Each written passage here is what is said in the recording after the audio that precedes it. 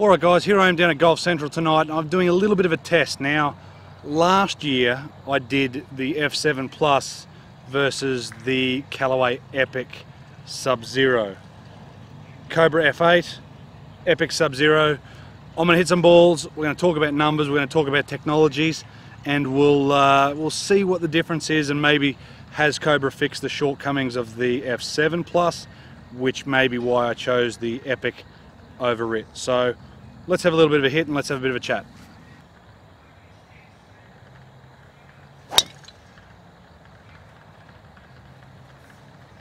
Alright, so that was the F8 Plus. I'm going to hit the Epic now.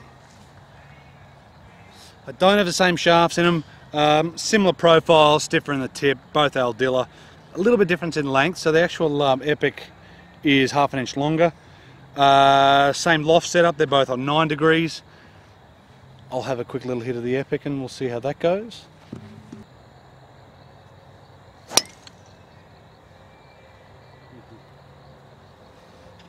All right, well, that's both the drivers. Now, technology between the two, both got carbon crowns, both titanium faces, both adjustable necks, both weight that moves front and back, a little bit of aerodynamics on the top. Both of them have their respective speed steps and Aero 360.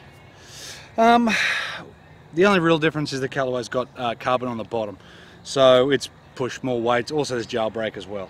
Now, I don't know what I said last time. I remember saying that the Callaway definitely spun less. I think the Cobra F7 was a little bit on the loud side, whereas the F8 now is quite muted. It certainly has an interesting face with the milled face on it, whereas the Epic doesn't. Now, from a numbers point of view and a feel and looks point of view, the Epic still has ball speed over the F8.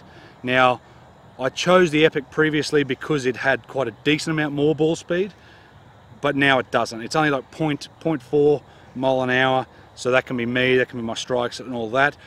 But what the Epic does have over the F8 at the moment in the current shaft setup that I've tested them in is less spin. Now, is that a good thing? Is that a bad thing?